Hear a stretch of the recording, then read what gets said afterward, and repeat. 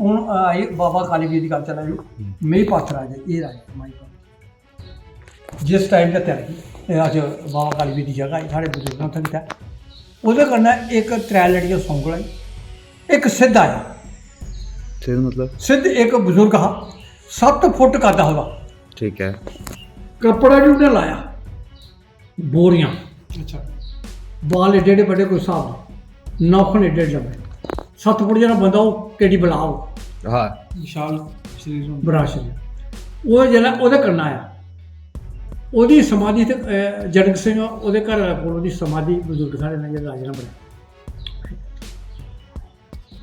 कोई गल्ल होऐ कोई गल्ल चलै इत्थै साढ़ी अपनी दरबार च ते राजे ने फिर लास्ट च उसी पुच्छेआ जाना ओह् बोलदा नहीं हा जिन्होंने मुंडी लाई भाई कर लिया तो करी ना जिन्होंने आखेआ नहीं तो नहीं।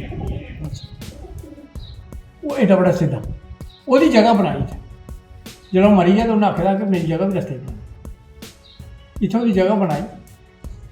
कोई 20-25 साल पैह्ले एक थोड़ा भगत है उन्हें आया ते ओह् बनाई ते उप्पर अल्लाह अकबर वाली देवी ओह् बनाई दिया पीर क्योंकि ये जहादी निशानियां न तुम इस गल्ल मनो नहीं मनो लोग छोटी छोटी गल्लां पर चलते हैं। बिल्कुल पीर के उपर ओह् पाई सिद्ध के उपर चादर पाई बनाया पीर ओह्दे मैं ऑब्जेक्शन देखता मैं कहा भाई पीर की कोई जगह नहीं है सिद्ध की जगह वो सिद्ध जरा असें लोग नलायकी की वजह ने ओह्दा पीर बनाई दिया उन्हें लेकिन मैं नहीं मनता पीर वो सिद्ध ठीक है। एक नंबर 2 ये आई है 700 साल और हिंदुस्तान के 4 ही जगह बाबा काली बीर दी जिहड़ियां टॉप क्लास पर। पंजवीं जगह साड़ी पैह्ली जगह है अयोध्या जित्थै ओह्दा जन्म होया।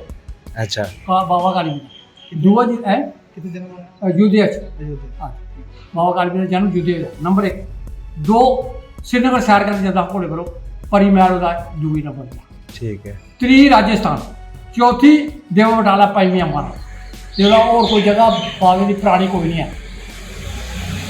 मेरा इतिहास करी सकदा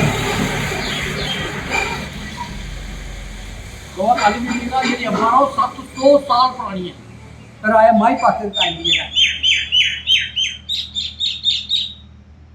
हून तुसीं एह् ते नहा ना नाले नहीं नहीं असें तेरे च कुछ नॉलेज नहीं आई।